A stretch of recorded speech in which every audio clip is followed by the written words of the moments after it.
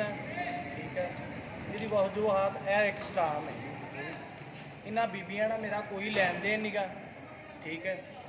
ਇੱਥੇ ਮੇਰਾ ਨਾ ਕੋਈ ਅੰਗੂਠਾ ਹੈ ਤੇ ਨਾ ਮੈਂ ਸਟਾਮ ਜਿਹੜਾ ਕਢਾ ਕੇ ਦਿੱਤਾ ਇਹਨਾਂ ਨੂੰ, ਨਾ ਮੇਰਾ ਇਹਨਾਂ ਦਾ ਕਿਸੇ ਕਿਸਮ ਦਾ ਕੋਈ ਵੀ ਸੌਦਾ ਨਹੀਂ ਹੈ। ਇਸ ਬੰਦੇ ਨਾਲ ਮੇਰਾ ਸੌਦਾ ਹੈ ਸਰਵਰ ਪਟਵਾਰੀ, ਇਹਨੂੰ ਮੈਂ ਜਗ੍ਹਾ ਦਿੱਤੀ ਹੋਈ ਠੀਕ ਹੈ। ਇਹਨਾਂ ਬੰਦਿਆਂ ਸਾਰਿਆਂ ਦੇ ਖਿਲਾਫ ਮੈਂ ਦਰਖਾਸਤ ਦਿੱਤੀ ਹੋਈ ਹੈ। ਜਲਦ SHO ਸਾਹਿਬ ਸਿਟੀ ਥਾਣਾ ਸ਼ਾਹਕੋਟ ਇਹਦੇ ਉੱਤੇ ਅਮਲ ਦਰਾਮਦ ਕਰਨਗੇ ਠੀਕ ਹੈ। ਔਰ ਇਹ ਸਾਰਾ ਕੁਝ ਤੁਹਾਡੇ ਸਾਹਮਣੇ ਆਏਗਾ। ਬਾਕੀ ਆਪਣਾ ਹਵਾਲੇ ਸ਼ਾਹਕੋਟ ਆਸ਼ਕ ਭੱਟੀ ਸਾਹਿਬ, ਇਹਨਾਂ ਨੂੰ ਇਸ ਕੰਮ ਦੇ ਬਾਰੇ ਕੁਛ ਵੀ ਇਲਮ ਨਹੀਂ। ਇਹਨਾਂ ਨੇ ਮੈਨੂੰ ਪੁੱਛਿਆ ਕਿ ਇਸ ਕੰਮ ਤੂੰ ਕਰਕੇ ਦਿੱਤਾ ਹੈ, ਮੈਂ ਇਹਨਾਂ ਨੂੰ ਕਿਹਾ ਜੀ ਮੈਂ ਕਰਕੇ ਨਹੀਂ ਦਿੱਤਾ। ਇਹਨਾਂ ਕਹੀ ਸਾਡੇ ਕੋਲ ਬਤੌਰੇ ਸਟਾਮ ਆ, ਅਸੀਂ ਤੇਰੀ ਖਬਰ ਲਾਵਾਂਗੇ। ਮੈਂ ਕਿਹਾ ਯਾਰ ਮੈਨੂੰ ਕੋਈ ਪਤਾ ਨਹੀਂ ਇਸ ਕੰਮ ਦੇ ਬਾਰੇ, ਤਾਂ ਮੈਂ ਲਿਹਾਜ਼ਾ ਤੈਨੂੰ ਇਸ ਕੰਮ ਤੋਂ ਮੋੜਦਾ ਕਿ ਨਾ ਲਾਈ, ਸਾਨੂੰ ਪਹਿਲੇ ਤਸਦੀਕ ਕਰ ਲੈਣ ਦੇ। ਲੇਕਿਨ ਇਹ ਇਹਨਾਂ ਦੀਆਂ ਕਜ਼ਨਾਂ ਨੇ, ਰਿਸ਼ਤੇਦਾਰ ਨੇ ਠੀਕ ਆ, ਜਿਹਦੀ ਵਜੂਹਾਤ ਨਾਲ ਇਹਨਾਂ ਨੇ ਇਹ ਕੰਮ ਕੀਤਾ। ਬਾਕੀ ਕੋਈ ਨਹੀਂ, 1-2 ਦਿਨ ਉਹਦੇ ਵਿੱਚ ਸਾਰਾ ਕੁਝ ਤੁਹਾਡੇ ਸਾਹਮਣੇ ਆ ਜਾਣਾ ਤੇ ਫਿਰ ਹਵਾਲੇ ਸ਼ਾਹਕੋਟ ਜਿਹੜਾ ਉਹ ਤੁਹਾਨੂੰ ਸਾਰਾ ਦਿਖਾਇਆ ਜਾਏਗਾ ਕੀ ਹਵਾਲੇ ਸ਼ਾਹਕੋਟ 'ਚ ਹੁੰਦਾ ਹੈ।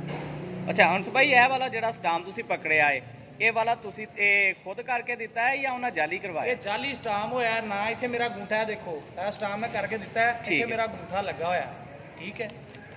ਇਹ ਸਟਾਮ ਆ, ਇਹਦੇ ਤੋਂ ਅੰਗੂਠਾ ਨਹੀਂ। ਇੱਕ 18 ਲੱਖ ਰੁਪਏ ਤੁਸੀਂ ਜਗ੍ਹਾ ਲੈਂਦੇ ਹੋ ਜੀ ਜੀ, ਉਹਦਾ 25 ਲੱਖ ਰੁਪਏ ਬਕਾਇਆ ਕਿਸ ਤਰ੍ਹਾਂ ਰਹਿ ਸਕਦਾ ਜੀ ਠੀਕ ਹੈ। ਇਹ 18 ਲੱਖ ਰੁਪਏ ਜਗ੍ਹਾ 15,50,000 ਰੁਪਇਆ ਮੈਂ ਵਸੂਲ ਕਰ ਲਿਆ, 25 ਲੱਖ ਬਕਾਇਆ ਕਿਸ ਤਰ੍ਹਾਂ ਰਹਿ ਸਕਦਾ? ਇਹ ਹਵਾਲੇ ਸ਼ਾਹਕੋਟ ਨੂੰ ਮੈਂ ਪੁੱਛਾਂਗਾ ਕਿ ਕਿਸ ਤਰ੍ਹਾਂ 25 ਲੱਖ ਬਕਾਇਆ ਰਹਿੰਦਾ। 18 ਲੱਖ ਚੋਂ 15 ਲੱਖ ਦੇ ਕੇ 25 ਲੱਖ ਬਕਾਇਆ ਕਿਸ ਤਰ੍ਹਾਂ ਰਹਿੰਦਾ? ਨਾ ਇਹਦੇ ਤੇ ਮੇਰਾ ਝੂਠ ਹੈ ਤੇ ਨਾ ਮੈਂ ਕੋਈ ਪੈਸੇ ਲਏ, ਨਾ ਇਹਨਾਂ ਬੀਬੀਆਂ ਨੂੰ ਮੈਂ ਜਾਣਦਾ। ਹਵਾਲੇ ਸ਼ਾਹਕੋਟ ਦੀਆਂ ਇਹ ਮੈਨੂੰ ਪਤਾ ਲੱਗਾ ਕਜ਼ਨਾਂ ਨੇ, ਜਿਹਦੀ ਵਜੂਹਾਤ ਨਾਲ ਇਹ ਸਾਰਾ ਕੁਝ ਕਰਨ ਦੇ। ਹਵਾਲੇ ਸ਼ਾਹਕੋਟ ਦਾ ਕਿਹੜਾ ਮੈਂਬਰ ਹੈ? ਸ਼ਾਹਕੋਟ ਦਾ ਮੈਂਬਰ ਹੈ ਆਪਣਾ ਆਸ਼ਕ ਸੈਨ ਭੱਟੀ ਠੀਕ ਹੈ ਠੀਕ ਹੈ। ਮੇਰੇ ਕੋਲ ਸਵੇਰ ਵੀ ਆਏ ਨੇ ਇਸੇ ਕੰਮ ਵਾਸਤੇ ਠੀਕ ਹੈ। ਯਾਨੀ ਕਿ ਤੁਹਾਨੂੰ ਬਲੈਕਮੇਲ ਕਰਨ ਦੀ ਕੋਸ਼ਿਸ਼ ਕੀਤੀ ਜਾ ਰਹੀ ਹੈ ਇਹਨਾਂ ਨੇ। ਜ਼ਾਹਰੀ ਗੱਲ ਹੁਣ ਬਾਅਦ ਚ ਬਲੈਕਮੇਲ ਹੀ ਕਰਨਾ, ਜਦੋਂ ਅਸੀਂ ਐਕਸ਼ਨ ਲੈਣਾ ਇਸ ਚੀਜ਼ ਦੇ ਖਿਲਾਫ ਉਹਨਾਂ ਨੇ ਬਲੈਕਮੇਲ ਹੀ ਕਰਨਾ। ਤੇ ਉਹ ਸਰਵਰ ਕੌਣ ਹੈ? ਸਰਵਰ ਸਾਹਿਬ ਨੇ ਰਾਣਾ ਸਰਵਰ, ਜਿਨ੍ਹਾਂ ਨੂੰ ਮੈਂ ਜਗ੍ਹਾ ਵੇਚੀ ਹੋਈ ਹੈ ਠੀਕ ਹੈ। ਬਾਕੀ ਇਹ ਦਰਖਾਸਤ ਮੈਂ ਦਿੱਤੀ ਹੋਈ ਹੈ ਠੀਕ ਹੈ। ਆ 4-5-6 ਅਫਰਾਦ ਹੈਗੇ ਨੇ, ਇੱਕ ਬੀਬੀ, ਇੱਕ ਇਹਦਾ ਖਾਵਾਂ ਦੇ ਜ਼ਬੈਰ ਭੱਟੀ ਹੈ, ਅਬਦੁੱਲਾ ਬੈਦੁੱਲਾ ਠੀਕ ਹੈ। ਇਹਨਾਂ ਦੇ ਖਿਲਾਫ ਮੈਂ ਦਿੱਤੀ ਹੋਈ ਹੈ ਦਰਖਾਸਤ। ਜਲਦ ਤੁਹਾਡੇ ਸਾਹਮਣੇ ਸਾਰਾ ਕੁਝ ਆ ਜਾਏਗਾ। ਮੈਂ ਇਸ ਕੰਮ ਦੇ ਮਾਮਲੇ 'ਚ ਤੁਹਾਨੂੰ ਬੁਲਾਇਆ ਵੀ ਸੀ। ਇਸ ਕੰਮ ਦੇ ਮਾਮਲੇ 'ਚ ਮੈਨੂੰ ਬੁਲਾ ਕੇ ਉਹਨਾਂ ਕਿਹਾ ਜੀ ਇੱਦਾਂ ਕਰ ਲਾ, ਅੱਧੀ ਜਗ੍ਹਾ ਤੂੰ ਰੱਖ ਲਾ, ਅੱਧੀ ਸਾਨੂੰ ਦੇ ਦੇ, ਤੂੰ ਬਿਆਨ ਕਰ ਦੇ ਠੀਕ ਆ। ਮੈਂ ਉਹਨਾਂ ਨੂੰ ਕਿਹਾ ਜੀ ਨਹੀਂ, ਮੈਂ ਪੈਸੇ ਲਏ ਹੋਏ ਨੇ, ਮੈਂ ਉਹਨੂੰ ਹੀ ਦੇਣੀ ਹੈ ਜਗ੍ਹਾ ਜਿਹਦੇ ਨਾਲ ਮੇਰਾ ਆਹ ਸਟਾਮ ਹੈ। ਅੱਛਾ, ਪੈਸੇ ਕਿਹਦੇ ਕੋਲੋਂ ਲਏ ਨੇ? ਸਰਵਰ ਪਟਵਾਰੀ ਠੀਕ ਹੈ ਠੀਕ ਹੈ। ਥਾਣੇ ਵਾਲੇ ਤੁਹਾਡੇ ਨਾਲ ਕੋਈ ਤਾਮਨ ਕਰਦੇ ਪਏ ਜਨਾਬ? ਹਾਂਜੀ, ਉਹ ਮੇਰੇ ਨਾਲ ਤਾਵਨ ਬਿਲਕੁਲ ਕਰ ਰਹੇ ਨੇ ਔਰ ਜਲਦ ਤੁਹਾਡੇ ਸਾਹਮਣੇ ਸਾਰਾ ਕੁਝ ਆ ਜਾਏਗਾ। ਤੁਹਾਡਾ ਕੋਈ ਕੱਟ ਰੱਖਿਆ ਉਹਨਾਂ ਨੇ?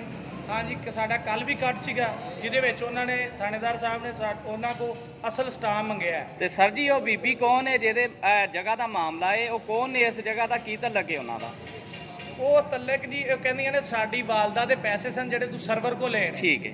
ਤੂੰ ਬਤੌਰੇ ਉਹ ਸਾਨੂੰ ਜਗ੍ਹਾ ਦੇ ਦੇ। ਲੇਕਿਨ ਨਹੀਂ, ਮੈਂ ਜਦੋਂ ਕੋ ਪੈਸੇ ਲਏ ਨੇ ਮੈਂ ਉਹਨੂੰ ਦੇਣੀ ਹੈ, ਭਾਵੇਂ ਉਹਦੀ ਵਾਲਦਾ ਦੇ ਪੈਸੇ ਨੇ ਤੇ ਭਾਵੇਂ ਇਹ ਬੀਬੀ ਦੇ ਖਾਮਦ ਦੇ ਪੈਸੇ ਨੇ ਠੀਕ ਹੈ। ਜ਼ੁਲਫਕਾਰ ਲੰਬੜਦਾਰ ਸਾਹਿਬ ਨੇ ਉਹਨਾਂ ਨੇ ਇਹੀ ਗੱਲ ਕੀਤੀ। ਉਹਨਾਂ ਕਿਹਾ ਜੀ ਅੱਧੀ ਤੂੰ ਰੱਖ ਲਾ, ਅੱਧੀ ਸਾਨੂੰ ਦੇ ਦੇ, ਤੂੰ ਬਿਆਨ ਕਰ ਦੇ। ਯਾਨੀ ਕਿ ਜਗ੍ਹਾ ਦੇ ਲੈਣ ਦੇਣ ਦੇ ਮਾਮਲੇ ਤੁਹਾਡਾ ਬੀਬੀ ਨਾਲ ਕੋਈ ਤਲਕ? ਕਿਸੇ ਕਿਸਮ ਦਾ ਤਲਕ ਨਹੀਂ। ਮੈਂ ਤਾਂ ਬੀਬੀ ਨੂੰ ਵੇਖਿਆ ਤੱਕ ਨਹੀਂ ਗਿਆ। ਮੈਨੂੰ ਅੱਜ ਪਤਾ ਲੱਗਾ ਆਸ਼ਕ ਭੱਟੀ ਉਹਦੀਆਂ ਇੱਕ ਕਜ਼ਨਾਂ ਨੇ। ਹੰਸ ਭਾਈ, ਜਿਹੜਾ ਤੁਸੀਂ ਆਹ ਸਟਾਮ ਕਰਾਇਆ ਵਾ, ਇਹ ਥਾਣੇ ਤੁਸੀਂ ਦਿਖਾਇਆ ਵਾ, ਕਿਸੇ ਨੂੰ ਇਹ ਦੱਸਿਆ? ਕਾਪੀ ਵੀ ਥਾਣੇ ਦਿੱਤੀ ਹੋਈ ਹੈ, ਇਹਦੀ ਵੀ ਕਾਪੀ ਦਿੱਤੀ ਹੋਈ ਹੈ, ਇਹਦੀ ਵੀ ਕਾਪੀ ਦਿੱਤੀ ਹੋਈ ਹੈ।